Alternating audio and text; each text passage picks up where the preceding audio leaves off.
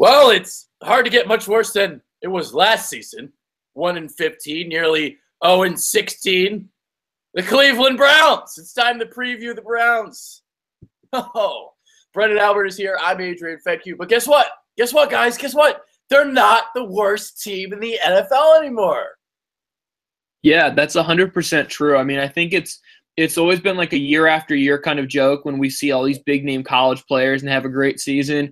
And it's, week 3 of the college football season. Everyone says, okay, well, good luck in Cleveland next year. That's like the running joke that there's always been. But, this year, they're not the worst team. I mean, they're certainly better than some. By no means are they going to be a playoff contender, but they're definitely moving in the right direction.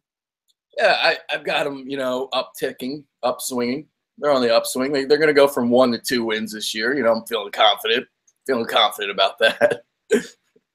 Yeah, I mean, I have them at 2 wins as well. I mean, they'll still probably, best case scenario, they'll be the fifth overall pick this year. But I mean, they're certainly down there in the bottom. The Jets, I think, are the worst team in the NFL this upcoming season. I think the Bills have a really tough schedule. The Bears aren't exactly world beaters either.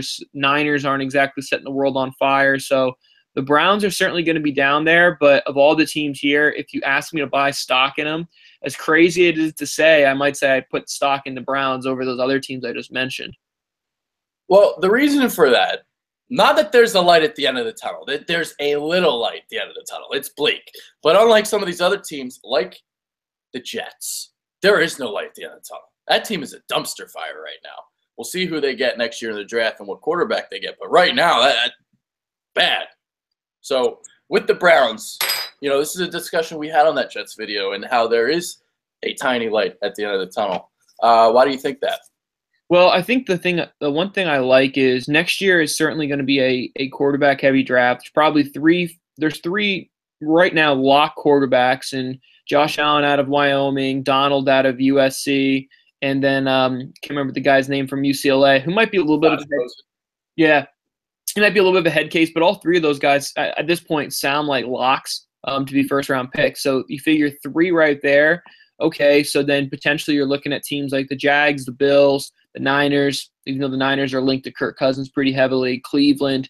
These are all teams who could get one of those 3 quarterbacks. Well, the nice thing is the Browns also have 2 1s next year. So for the Browns, similar to the Bills, who also have 2 1s next year, if these guys don't land up in those top 3 picks, they do have the ammo to move up to get one of those guys, which I like. I also really like the Browns draft this year. I think when they took Myles Garrett, it was the safest pick they could have made, and I think it was a fantastic pick. And then they went out in the first, and they got Peppers, and they got Njoku. Now, everyone has kind of mixed feelings on Peppers, and another thing a lot of people are probably questioning is, well, they got Calvin Pryor too, which is kind of a similar physical safety. So how did this kind of all work? Well, Greg Williams in the NFL, he's consistently the top defensive coordinator in terms of blitzing safeties. So getting 2 physical safeties like Peppers and Calvin Pryor offers them that opportunity, and it offers them a ton of hybrid stuff that Greg Williams likes to run. So I like that pick there. Then they went out and got Njoku from Miami, nice athletic tight end, young tight end. Solid pick there. Obviously, they weren't going to get a receiver with that pick, so they got a really nice athletic tight end like that. They drafted Kaiser. They got a quarterback, and he fell to them. They didn't reach up and get him, which I thought was a responsible thing. And then, usually once you get past really that 4th round, you start taking flyers on guys. You start saying, all right, let's take a risk and see if this pans out. Drafted Caleb Brantley. He was a top 5 interior defensive lineman coming into the draft. Has some off-the-field concerns, really only played half of the games at University of Florida, but they drafted him in the 6th round. So you know what? If he doesn't pan out, that's fine. Most 6th-round picks don't make it in the NFL anyway. But if he does, the talent certainly could be there. So I like what the Browns did in the draft. I think they are improving, and I like the fact that they have the ammo next year to go up and get a quarterback if they're not in that top 3 situation. Yeah, there are a couple things that you mentioned that I actually want to get into a little bit later, especially the hybrid type of defense that it seems like they're going to have, and all the versatile players that they have on the defensive side of the ball. And that's part of the reason why there is that light at the end of the tunnel. So let's get into Myles Garrett a little bit further and kind of what he brings to the table and what he can do for the Browns. So you look at a guy, just chiseled out of stone, but not only just this big dude with all this strength. I mean, the fluidity that he has for a guy his size, the agility that he has is just ridiculous, and that's why he was the #1 overall pick. Now we'll see if that can translate onto the football field. But I mean, the dude's explosive. He makes explosive plays. He's going to be unbelievable, I think, the next level. Yeah, I mean, it's hard to say anything negative about him. I think, as far as a fit in the NFL, he can pretty much play all the techniques up and down the line. I mean, could he play a zero? Sure, but I don't think he ever will play the nose. And the nice thing about that, too, is, Greg Williams doesn't exactly have a long track record for being with teams for long time. So if and when he leaves and if the Browns decide, hey, we want to move from a 3-4 to a 4-3, okay, he can slide in and play defensive tackle at an elite level, or he can still be an elite level edge player as a DN. He has that flexibility, so I think he's a great pick. It's hard for me to think anything at this point in time that he would be anything but a successful pick for the Browns. Yeah, like the only thing they're worried about is his effort and will it be consistent. So we'll see about that. That's the only question that they have. Sure, and you know what? Those are things you can really kind of argue about most of these elite level picks anyway. So I don't think it's really a completely fair thing to knock Garrett for. Yeah. All right, I want to get into Hugh Jackson now, the head coach, and something in Cleveland. I mean, it's been a revolving door involving head coaches, and this is an instance where they were able to snag Jackson. I mean, it's Cleveland. It's nobody wants to go there. So the fact that they got Jackson is just a miracle in itself, a little bit. But this is an instance where, goddamn, they got to be patient with him. They got to let him ride this thing out, and they got to give him a chance. They can't just go ahead and fire somebody after 3 years anymore. They got to let him, do his thing. Yeah, for sure. I mean, even when you look at, the teams who were in the playoffs, all those teams who were in the playoffs, minus, of course, Belichick, all those coaches were on the hot seat at one point in time. I think about Jason Garrett for the Cowboys is a great example. Oh, yeah. Mike McCarthy of the Packers. Now, obviously, I'm not saying that the Browns are going to be nearly as good as either of those teams, but the point still remains. Both of those coaches have been on the hot seat, and both times those owners said, no, we're going to stick with them. We're going to let the team to grow and develop. And, hey, Dallas is now a top 3 team in the NFC. So I agree with you, Adrian. I think Hugh Jackson deserves at least 4 years. And if we don't see improvement from the Browns at that point in time, then we can revisit if he's a hot seat guy. But I agree with you. He needs his time to grow, especially because he inherited a roster that didn't really have much upside. Yeah, and he's finally going to get his quarterback next year in the draft. So let him develop that guy. Let him build something. Let's see if they have something in 3, 4, 5 years from now. So that's the point with that. All right, so you talked earlier about hybrid players and potentially what the Browns might do defensively. Something that you brought up that I thought was very interesting prior to the show is, they may not go to this defense, but there could be instances where they go to a 3-3-5. And I want you to explain some of that. Yeah, so let me kind of just walk our viewers through the different defenses you see traditionally. The traditional one is a 4-3, meaning 4 down defensive linemen, guys with their hands in the dirt. Eagles run this. And then 3 stand-up linebackers. Then you have the 3-4, 3 down defensive linemen and 4 stand-up linebackers. Think about the Pittsburgh Steelers, Baltimore Ravens. They run this. Not a lot of teams run a 3-3-5 except when they get into their dime and nickel package. But when you get into a 3-3-5, this means 3 down linemen, 3 linebackers, and 5 defensive backs. Now, the reason a lot of NFL teams don't run the 3-3-5 is because they don't have – and we think about those 5 DBs, it's usually 2 corners and 3 safeties. Usually an NFL team doesn't have 2 really physical safeties who they feel confident can set the edge like an outside linebacker and stop the run while also playing the pass. Well, potentially the Browns could. If Calvin Pryor stays healthy and if Jabril Peppers does, right there you have 2 physical safeties who probably excel more in the box than they do playing deep third, kind of a safety look. So potentially the Browns, they do have the personnel to run that. By no means am I saying this is going to be an every down thing, but the Browns do have that kind of hybrid flexibility to go from a 3-4 to a 3-3-5 pretty flexible and pretty easily. Well, I love that you bring the point up because, the point is more about flexibility than actually 3-3-5. Yeah. I mean, Jabril Peppers 3-3-5, sure, but he's a safety, he's a linebacker. He can be whatever he wants to be, really. You look at a guy like Garrett. You said it. He could play anywhere along the line. He could probably play outside linebacker if he wanted to, too. You look at Jamie Collins. I mean, where are they really going to play him? He played 4-3 outside backer in New England. He what's he going to play? 3-4 outside backer here. They'll probably line him up if they show some 4-3 looks. He'll play outside backer there. So they have a bunch of players that are versatile and scheme versatile, I think. Oh, absolutely. And, that's what the key is, because, I mean, we think about the way the NFL is changing. It's a lot like how the NBA is. And NBA pretty much has one true center and then 4 guys who can handle the ball pretty much. So it's becoming a positionless sport. And that's really what the skill position in the NFL is becoming. I mean, look at Evan Ingram is a great example. He got drafted out of Ole Miss, and he's going to play, quote, tight end for the Giants. He's the exact same size as Brandon Marshall, who plays receiver. So, we're not really seeing these true positions on offense. So naturally what's happening is the defense is turning into that. So that's why you're seeing guys like Peppers, who's becoming very valuable now. And exactly like other guys you talked about, Garrett and Collins are great examples of scheme flexibility that they have on that defense. Yeah. Moving on to quarterback, something the Browns may not have right now, but they have some guys. Cody Kessler, Brock Osweiler, DeShone Kizer. So they went the Seahawks route this year. They drafted Kizer in the 2nd round. Does that mean they think he's really going to pan out? I mean, who knows? But I like, they've got all the draft picks. Might as well keep drafting quarterbacks.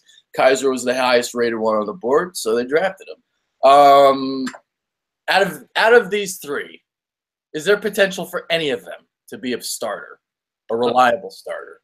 I mean, I think we can say Kizer is the only one we really can say that, and we only can say that because we haven't seen it. I mean, we've certainly seen what the other 2 quarterbacks that we just mentioned there, Adrian, have and don't have. So, I mean, look, Brock Osweiler, he's a fine backup. I mean, there's a lot of backup. Yeah. I mean, look, I think if you asked every fan, if you asked one fan from all 32 teams, I don't think every fan could tell you who their backup is, and that's not always a good sign. So if Brock Osweiler is your backup, fine. So I mean, he still reminds me of that's a backup. Yeah. I mean, he reminds me a ton of what the Ravens have in Ryan Mallett as their backup. Big, tall, long-armed quarterback who can throw the ball deep and struggles with accuracies and decision-making. So, I mean, for what they have there, fine. But more importantly, what the Browns did was they got a pick out of taking his contract on. So for them, that made sense. I mean, yeah, I mean, Kizer's the only one we really can see as a future. But the thing I loved about the Browns is they didn't trade up for him. They sat there and they waited and he was available, and they said, okay, well, what the hell? We might as well take him. And, if he shows something great, then we have the opportunity to, debate, do we really want to take a quarterback early or maybe trade down and get a later quarterback next season, which I don't think they'll do, but it's always possible. And then, Cody Kessler didn't play a ton this year, but he looked serviceable. I mean, look, I don't think there's a big stretch between Cody Kessler's ceiling as being the next Andy Dalton. I don't think Andy Dalton's an elite quarterback in the NFL. He's a good serviceable game manager a la Alex Smith. But, I mean, Cody Kessler could be someone, down the line we could see on a roster kind of just rotating, floating around too. Yeah. Yeah. Whenever I think of Cody Kessler, for whatever reason, I think of Bubby Brister. I don't know why. Like, Bubby Brister's just like this random dude. He started some games. He was a starter on the Steelers, but he was also a backup. He started for the Broncos right after Elway retired. He was their starter. So, Cody Kessler, Bubby Brister. Yeah, I thought of Chad Henne too. I mean, he was a guy who played a fair amount in Jacksonville, and was just a NFL serviceman. But, I mean, look, you could do pretty darn good with any of these guys as potential backups. It's just going to be interesting to see how these guys develop, if any of them can really win the job and show that they're a starting quarterback in the NFL. Dude, it's crazy. They haven't had a starter play 16 games for them since 2002. Yeah. Wow. Since Tim Couch. It's been that long. Kizer, you want to just get into him just a little bit? I mean, I feel like he's got mechanical flaws. He's got to work on that. But if you got a coach that can teach that, it is Hugh Jackson. So yeah. Kizer of the top 3 guys really last year. I mean, Pat Mahomes obviously had the rawest, biggest arm. But Kizer, I would probably said, had all the kind of touch points. Kizer's biggest problem is he liked to kind of get in that gunslinger mentality where he would look down a safety and just say, I'm just going to smoke a fastball right by you. And even if you know what's going to happen, I'm going to score a touchdown. And, sometimes he was successful, sometimes he wasn't. He had a really good 2015 season, not a very good 2016 season. So for where the Browns got him, and they have a good, quote, quote, a la quarterback guru in Hugh Jackson, Okay, let's see if it works. His biggest problem is just decision making and making sure that his accuracy is always on point.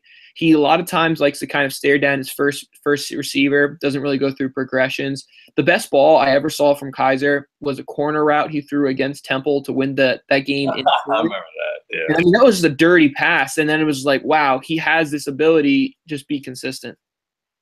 Yeah, if you remember, he was supposed to be like the #1 pick. Yeah. And then he, kind of faltered throughout the workouts. I mean, I never considered him to be the #1 guy, but this where he went was about where I had him, and I think even though I don't like DeShone Kizer, I thought it was a great pick for the Browns because they need a quarterback, and might as well invest in as many as you can, while you can, and hope that you finally develop one.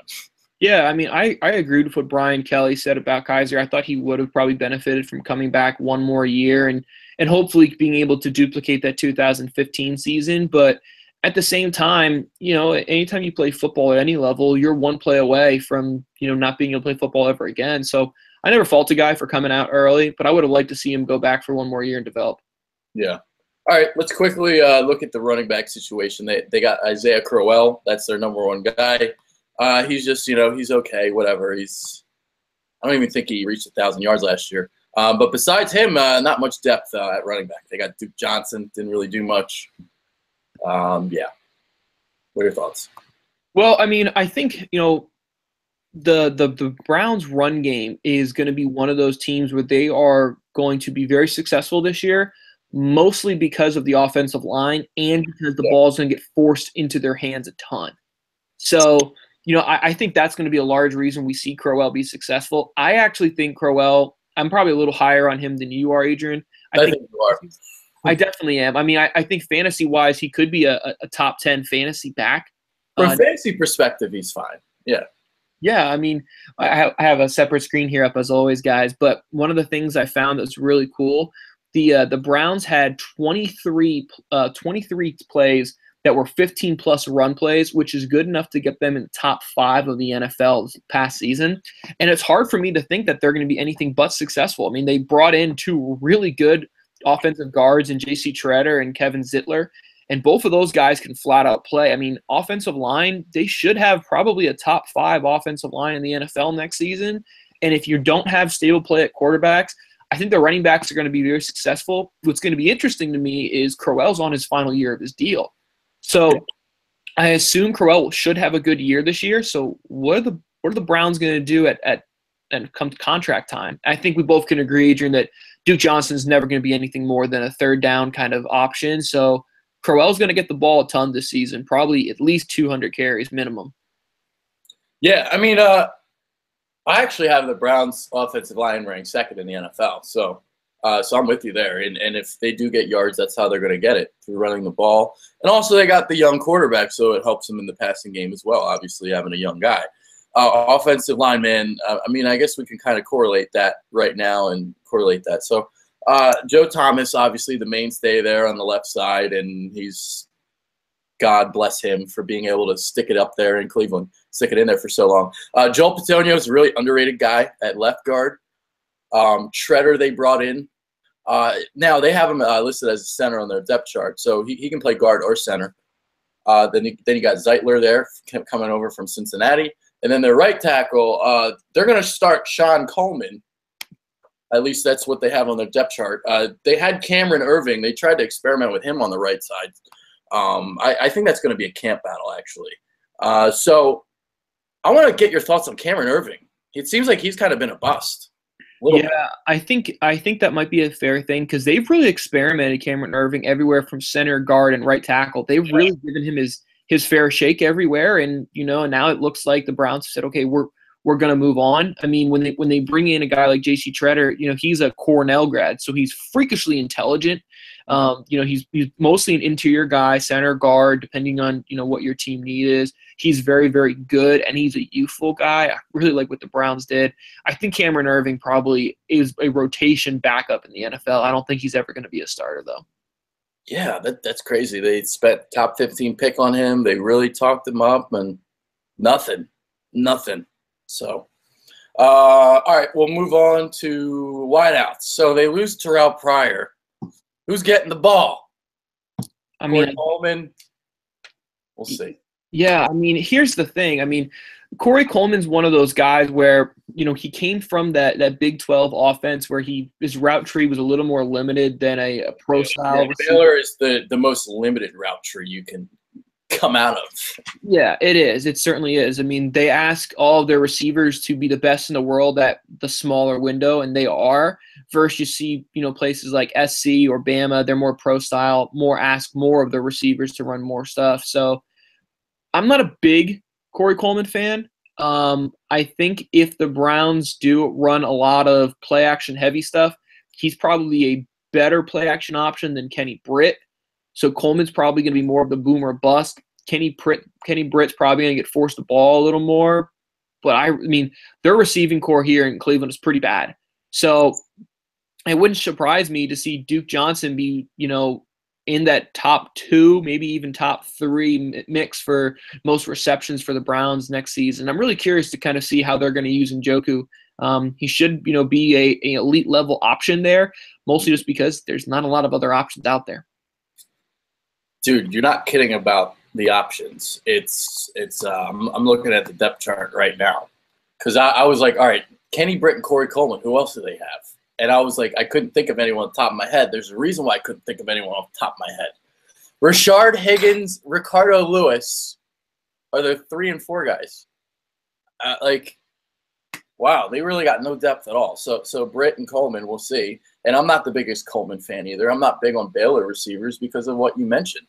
And the Browns, this is something too. It's like I remember a couple years ago they had these a couple underrated receivers. And then they go and they cut these guys. A guy like Taylor Gabriel. And he goes to Atlanta and he kills it. Receivers, they've been fucking up. Because I remember liking Taylor Gabriel. I'm like, why did they cut him? And then he goes in and he goes to the Super Bowl. Yeah. I mean, they had Andrew Hawkins for a couple of years too. I was trying to think of him. Yeah, I couldn't think of his name. Yep. Andrew Hawkins was another one of those, slot guys, kind of quicker than fast kind of people. 5'9", 1'9", they're small guys, but they were good. Lost Travis Benjamin to, the Chargers a couple of years back. So, I think the Browns consistently are one of those teams who've always had a number 2 or a number 3 NFL receiver playing their number 1. Yeah. I mean, their biggest problem was Josh Gordon. I mean, Josh Gordon was the best receiver the Browns ever had, and he just couldn't stay out of his own way, which is a shame for Cleveland. I was never really a big Terrell Pryor fan, and I'm still not. I think he is more a success of high targets and high volume due to lack of options around him. And I think he's going to have a successful season in Washington for that exact same reason. But I never really loved Terrell Pryor as much as some people made him out to be. I think he just got the ball forced down his throat, similar to what we're going to see with Crowell this year. But yeah, receiving core is not great, and that certainly makes it hard for a young quarterback to develop. Let's move on to the defensive line. Now, we talked a little bit about Myles Garrett already. I guess I'll just kind of leave this up to you as to who else do you like. Now, Danny Shelton, it seems like he finally figured it out last year. Kind of struggled his first year, and then last year he picked it up. He looks good. He played up to his number 12 pick. I think he was the number 12 pick in the draft. So he was good. We'll see about Emmanuel Ogbah. I still think there's room for improvement there. And then some of their other guys, I don't really know if they've really panned out yet. Carl Nassib, Xavier Cooper, we'll see. Yeah, I mean, really, when you're running a 3-4 look, you're not overly asking for a ton of sexy production in terms of sacks and tackles. Of course, you want that. I mean, everyone does. But, typically if you're running more of a 4-3 look, you're looking for more production from your defensive ends in terms of sacks, while in the 3-4, you look for more of your sacks from the outside backers. But Myles Garrett's going to get this production there. He's going to get his. That shouldn't be a problem there. Danny Shelton, it looks like he's starting to turn around to really become a solid nose, which is great for the 3-4. It's crucial. Helps your linebackers be a little more flexible. And then Emmanuel Ogbah is definitely a guy. I agree with you, Adrian. I think that he certainly has the opportunity to grow. I think he might be a better fit in a 4-3, but by no means do I think he should be unsuccessful either. Mm-hmm. Now, the thing about Shelton, last year, I believe he reported to training camp 30 pounds lighter. And if you remember, he's a big boy. He's huge and mammoth. So showed up later, and it showed on the football field. So finally some production. Yeah, without a doubt. Yeah. All right, let's move on to linebackers really quickly. We talked about Jamie Collins a little bit, but dude, I really like Christian Kirksey. I don't know what your thoughts on him are, but I've always thought he was really underrated, and he's lost because he's in Cleveland. Yeah, Christian Kirksey certainly is one of those unsung backers. He's probably I don't know. He's probably the most underrated player on the team. Yeah, I think that's fair. I wouldn't say he's a top 10 backer at his position. I'd probably say he's middle of the pack. But no, I mean, he's certainly a good backer. I think that's a nice option they have there. Obviously, Jamie Collins is, kind of learning to not be in the Bill Belichick system. So he might maybe struggle a little bit more than people think. And I think people are unfortunately maybe going to be quick to say, oh, he was only good because of Belichick. Well, you're making a big jump there. So I think Jamie Collins is still a stud. And then they have kind of two rotational pieces around at the other two linebacker positions. So we'll kind of see, what Cleveland does to those other backer positions. Well, the thing that I always loved about Jamie Collins is his versatility. And, he's great in coverage. He can play the run. He can do everything. So Collins is great. Oh, something stuck in my throat. All right. Something I also want to talk about, too. So the Browns are really, really bad against the run last year. And, we talked about Kirksey and Collins, but it's kind of after that. So 4.6 yards per carry, and they allowed 18 touchdowns on the ground. That's a lot. Yeah, they certainly struggled, to protect the rock. Now, the one thing I will say that I think people also need to kind of keep in mind is they play against two of the better run-first teams in the NFL 4 times, and that's the Bengals and the Steelers. I mean, you have a back like Le'Veon Bell, he's going to get his, and if you're playing him twice, that's going to hurt your average a little bit there. And the Bengals do have a really good offense. Ravens certainly a big drop-off in their offensive scheme, but that certainly does hurt their average. But, yeah, I mean, the Browns became an open door, with the rushing attack, and that's something they really got to improve. Yeah. All right, moving on. Secondary. What the hell's going on with Joe Hayden? I mean, does he just want out? Like what? He went from consistent Pro Bowler. Now it's like he's not even like a serviceable starter. No, I mean I heard this on the radio the other day. Corners get paid more than safeties, when it comes to their contract times. But a lot of safeties, their belief is we tell the corner what to do. So we should get paid more than corners. And every defensive system's a little different, of course, but he's never really had an elite level safety. I mean, he had TJ Ward there for a little bit, and TJ Ward obviously left now with the Broncos. And then he had, Taj Gibson, I think it is, who's now with the Jags. So, he's had a little drop of team play around him. I mean, Joe Hayden's just one of those guys. I think he's just kind of aging out, and I think his ability is just slowing to drop in. He was a top 5 corner in the NFL year after year, and now we're just seeing drop. But I think that's also to be expected when you're on the field as much as they were. Yeah. So we got him. We talked about Peppers. We talked about Calvin Pryor. Jamar Taylor. Looks like he's gonna be their other starter. They have Marcus Burley on the roster. He used to be with the Seahawks. I always kind of liked him a little bit. Mm-hmm. So we'll see what he brings to the table. They also signed Jason McCourty, former Titans corner. So, but he's aging. I don't know. What's he, 31 now? Something like that. So, yeah. He's probably in his low 30s, I think. And then, you have Joe Hayden, who's just close to 30. So they're certainly at that point where they're ready to change over the guard there at corner. But hey, if Jason McCourty can, find the fountain of youth that Terrence Newman has found up in Minnesota, that could be a really nice kind of signing for them. It could be, I like this kind of under the radar signing for what they got there. Yeah. I just looked. He's 29, going to be 30 in August. So I gave him a year. My bad, Jason. My bad. All right. So we'll just do who's on the hot seat, underrated guys. This is where that part of the show.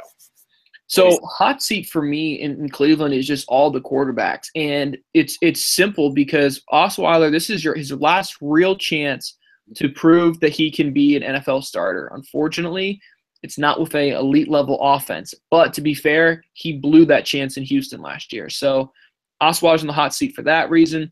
Cody Kessler's on the hot seat because they drafted a young quarterback, and guess what? They're going to draft another one next year. So Kessler's kind of on the hot seat there.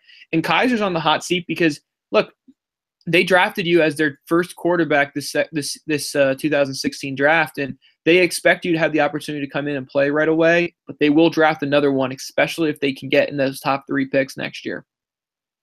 Yeah, I'll go with Joe Hayden. Now, I feel like his trade value already is diminished to the point where I don't even know what you can get for him. But, yeah, Joe Hayden, I'll just go with him. Who else on the hot seat in Cleveland? Maybe Cameron Irving.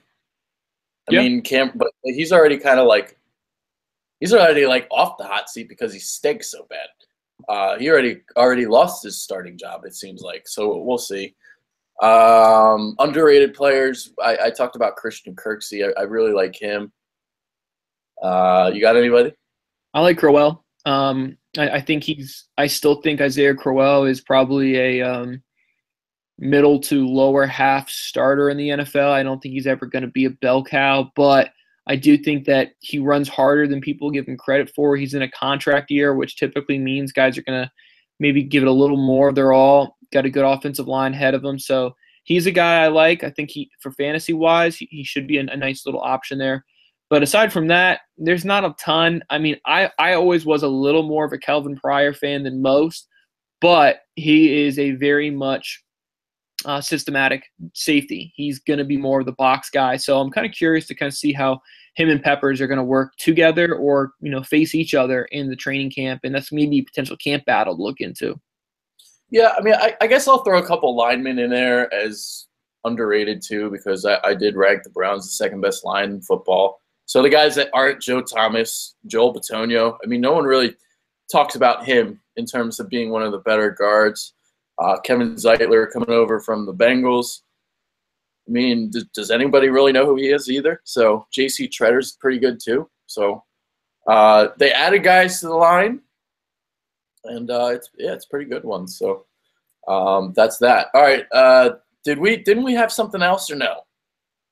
Pretty much. It was like hot seat, underrated, and there wasn't there something else or no? We talked a little about fantasy options, but I think fantasy options is probably just running backs in Cleveland, maybe Njoku as your last round pick, your fantasy option, just because he's going to get a higher volume of targets. Coleman, Kenny Britt, I mean, okay, I think both of those guys are probably like 4 or 5 receivers on your fantasy team. Yeah. All right. Any final thoughts on the Browns? Anything else? 2-14, which doesn't sound like they're going to have a good season this year, but they are moving in the right direction. I'll say it'll be like a competitive 2-14. Like they'll lose games by 7 instead of like 3 touchdowns.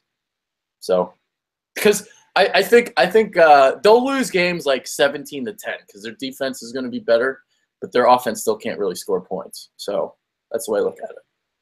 Yep. Well said, Adrian. Well said for sure. Yeah. And Cody Parkey is their kicker. So, yeah, that's my final thought on the Browns. That's Brendan Albert. I'm Adrian. Thank you. Hopefully you guys enjoyed. We got through the Browns. All right, so we're gonna do the Bengals and the Steelers tomorrow. I meant to advertise this right at the beginning of the show, but tomorrow at noon, we're gonna do Bengals first, and then the Steelers. So this will be our 2 teams. The Browns today. So thanks for tuning in, guys. The Browns.